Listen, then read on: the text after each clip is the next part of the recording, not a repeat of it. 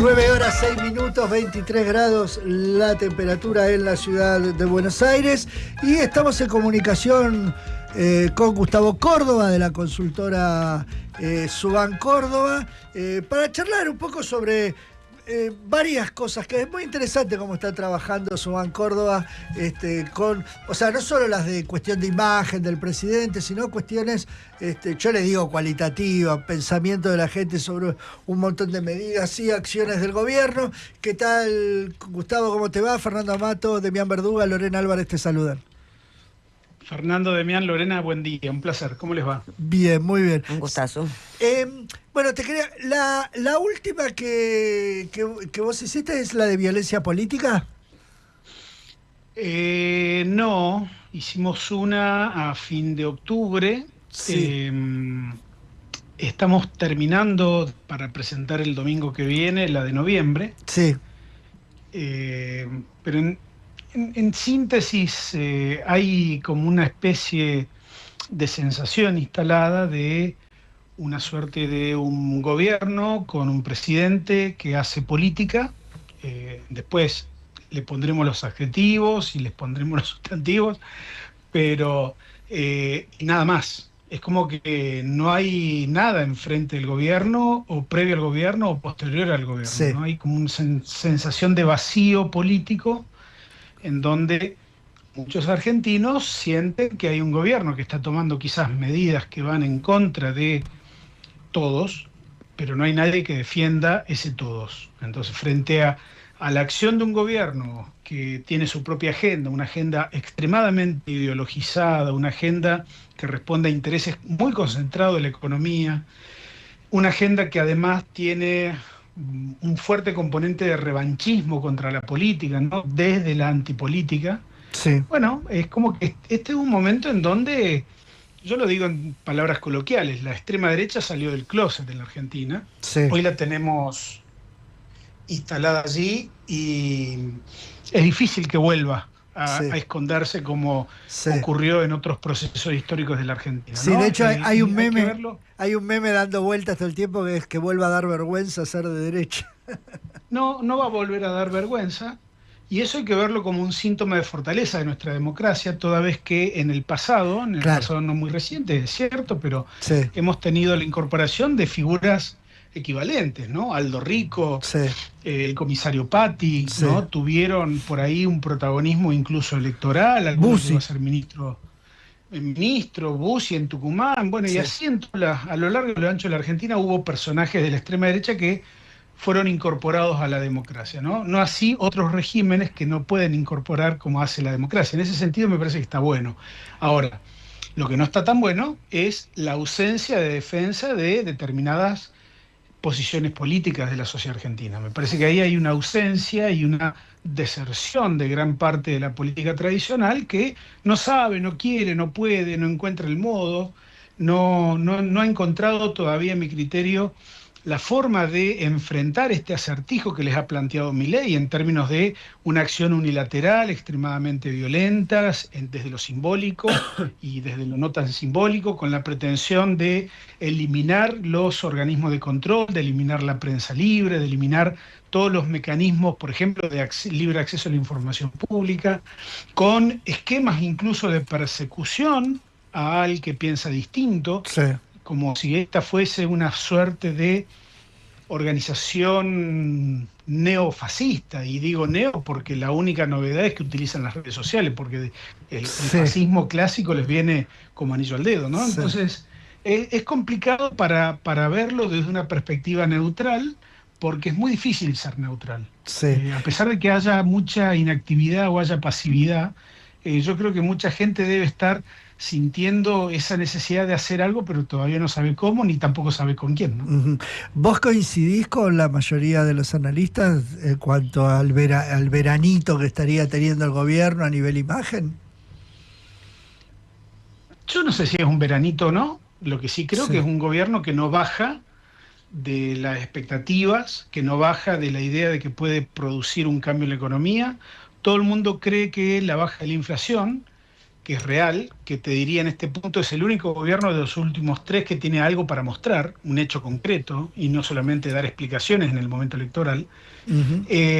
Podremos discutir si fue hecho con buenas medidas o con malas medidas, ¿no? Pero el hecho objetivo es que la inflación ha bajado y mucha gente, atendiéndonos al pasado reciente económico de la Argentina y las frustraciones sucesivas, mucha gente se aferra de eso como para decir, bueno, mira, no me importa lo demás, no me importa el extremismo, la violencia, las formas, la confusión de formas y fondo que tiene este gobierno, porque yo necesitaba una inflación baja, ¿no? Y me parece que el gran éxito del gobierno reside ahí, y no baja del 40%. Entonces, sí, habrá que ver, en términos comparativos es muy difícil porque ¿contra qué gobierno comparamos al de Milei? Porque sí, evidentemente es un gobierno muy distinto. Pareciera que Milei tiene su propia agenda y el equipo económico tiene otra y el resto del gobierno de Milei tiene otra agenda. Sí. Es algo raro de analizar y de comparar. Yo lo que sí creo es que este es un gobierno que tiene una agenda de corto plazo en donde necesita invariablemente recuperación económica. Mientras eso no se produzca, el gobierno va a apelar, como está apelando permanentemente, a determinadas cortinas de humo. Todo lo que hace que no sea hablar del impacto microeconómico sí, es desviación de la atención, es trabajar con mecanismos evasores para que nadie sí, discuta esta cuestión del impacto en la vida cotidiana, porque los indicadores son muy claros, ¿no? La economía no está creciendo, estamos sí, en recesión. Sí. No, lo que pareciera claro, en la sociedad es que hay como una expectativa de confianza o de que algo va a mejorar en algún momento, pero lo cierto es que no está mejorando para, la discusión para el laburante, ¿qué componente, digamos. El tema es hasta cuándo dura esa esperanza. No, yo lo que diría es sí, lo siguiente: hay que tratar de detectar qué porcentaje de esperanza hay y qué porcentaje de negación también, ¿no? Porque puede haber una combinación de ambas, en el sentido de decir, bueno, a ver, no, esto no nos está pasando, yo no voté esto, ¿no? Tengo confianza en lo que voté, a pesar de todas estas señales, todas estas banderas rojas que el gobierno de Milei me está ofreciendo. No, yo creo que este señor me va a sacar adelante. Además del componente clasista, que también en la Argentina últimamente lo estamos viendo resurgir en formatos violentos, y además el formato del voto ideológico, el voto antiperonista, ¿no? Digo, hay también muchos componentes que colaboran en esta sensación, digamos, de relativa fortaleza que tiene hasta este momento el gobierno. Gustavo, buen día, Lorena te habla, ¿cómo estás? Hola, Lore. Bien, ¿cómo andás? Te hago una consulta. Este gobierno que para mí inicia un nuevo ciclo en términos de que no es solo económico la esperanza. ¿Vos pensás que esa esperanza también está basado en ciertos cambios socioculturales que representó el mileísmo, más que se reflejen con el mileísmo refleja una parte de la sociedad que estaba como la estamos viendo? Hay una parte de la sociedad argentina, a nivel mundial también se produjo este fenómeno, post-pandemia, sí, que se sintieron al margen de todo, sí, al margen de las soluciones, al margen de la vida, y creo que en este caso Milei representó a esa cantidad enorme de personas que se sintieron marginadas de las soluciones. Y creo que sí, hay un nivel de fragmentación, hay un nivel de irascibilidad y de frustración acumuladas que Milei las interpretó acabadamente. Justamente a eso me refiero cuando digo que la política tradicional todavía no entiende el desafío o el acertijo que les presenta Milei. Porque Milei es el emergente de esa fractura de la sociedad argentina, ¿no?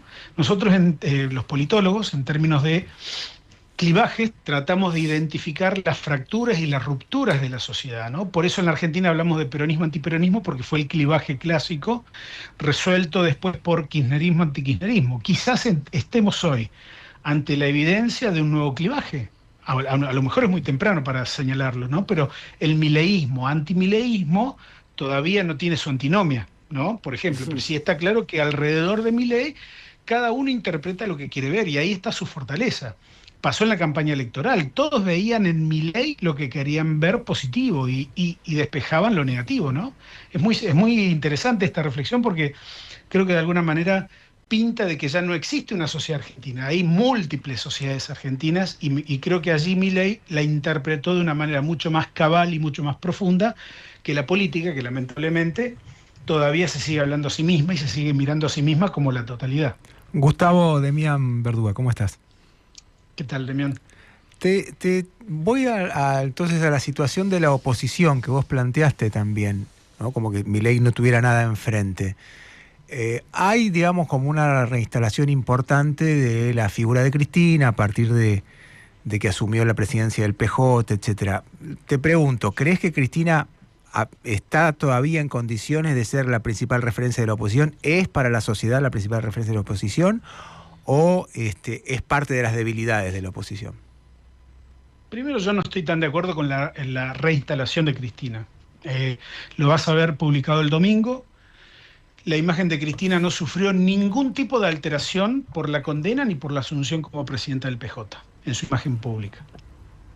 Los que ya tenían buena imagen de ella siguen teniéndola, los que tenían mala imagen siguen teniendo mala imagen. Qué curioso eso. No, con la polarización pasa eso, digamos, es muy difícil hacer corrimientos de las posiciones previas, ¿no? En el caso de Cristina, con su centralidad, y yo te diría en términos positivos para ella, no se está reinstalando, sino que siempre estuvo instalada. Punto 1. Punto 2, es la figura más importante. Fíjate que todos reaccionan desde el arco oficialista y desde las distintas oposiciones, siempre reaccionan a Cristina. Es la única figura que logra de alguna manera eso.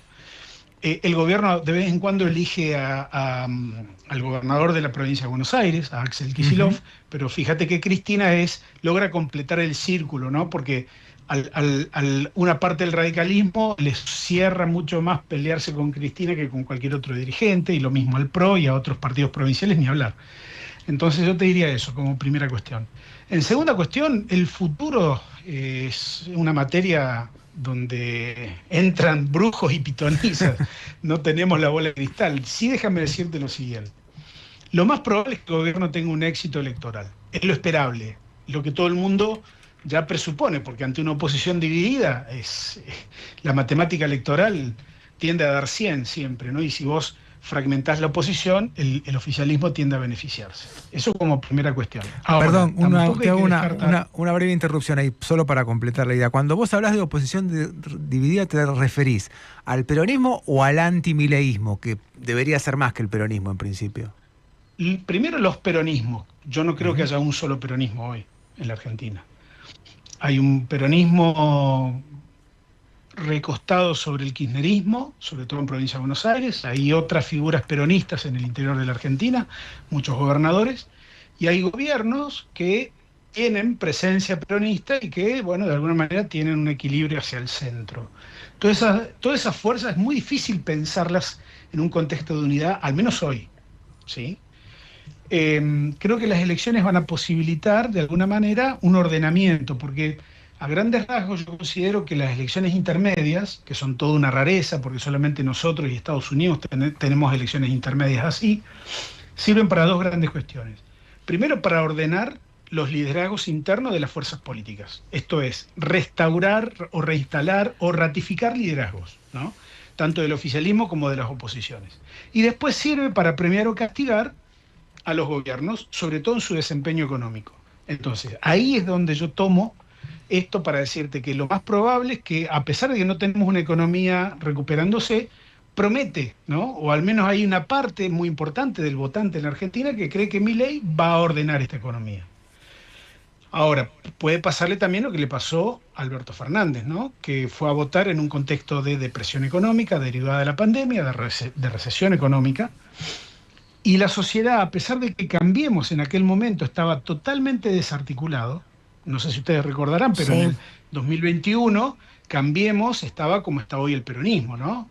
Todos rotos, todo peleados, no se hablaban entre sí, y sin embargo sacó el 41%. Es decir, no es condición sine qua non que la oposición haga bien las cosas para que la sociedad los premie con un voto castigo al gobierno de Milei. Es la sociedad argentina la que va a ser la gran decisora de esta elección, de premiar o castigar. Habrá que ver el contexto. Yo creo que dependemos mucho o casi exclusivamente de una posible recuperación económica. Si eso se da, o promete que se va a dar, como le pasó a Macri en el 17, va a haber un voto premio al gobierno. Y si no, bueno, será un voto castigo. Gustavo, hace un ratito hablabas de la oposición, cómo se va a parar frente a Milei. ¿Pensás que una de las anomalías en este caso es que la gente cree que Milei no miente, haga lo que haga, diga lo que diga, se lo percibe honesto en términos de lo que él dice? Sincero. Lo que pasa es que el gobierno está trabajando solo en el escenario de la discusión política del día a día. No hay nadie que confronte las ideas o las cosas que dice el gobierno, no hay nadie que cuestione su falta de transparencia, ni los intentos, digamos, de manejar con absoluta opacidad y falta de transparencia los dineros públicos, ¿no? Sin ir más lejos, el desempeño del Ministerio de Capital Humano llama poderosamente la atención, ¿no? Que nadie diga nada. Al margen de eso, creo que hay una percepción de que como Milei está loco, entre comillas, sí. Y hay que ver también la cantidad de frustración acumulada por los malos desempeños económicos de los últimos gobiernos. Bueno, mucha gente tiende a decir, bueno, este tipo loco nos va a sacar de este problema. Es algo irracional, es algo que, vuelvo a decir, habrá que evaluar cuánto de esperanza y cuánto de negación está compuesta esa cuestión, pero creo que hay un gran componente de eso, sí, claro. Y para terminar, ¿podés adelantarnos un título, aunque sea, de lo que se viene el domingo? Sí, es un año de polarización total, un año de polarización extrema, donde después de un año mucha gente parte la manzana por mitades, ¿no? En la mayoría de las cuestiones en la sociedad argentina, hay algunas en las cuales el gobierno sale muy mal parado, en otras sale mejor, pero lo que estamos viendo es que definitivamente este es un gobierno que está marcando un clima de época como hacía rato un gobierno no marcaba. Claro. Tenemos otra grieta ahora. Aunque no se le diga grieta. Potencialmente. Sí. Potencialmente, porque si hay algún político que está escuchando, bueno, seguramente me va a criticar, pero hay que ser prudentes en eso. Sí, ¿no? sí, pero es probable, es probable que tengamos una nueva grieta en el horizonte. Gustavo Córdoba, director de Subán Córdoba, te agradecemos mucho este contacto con Pasos Perdidos. Al contrario, un fuerte abrazo. Abrazo grande.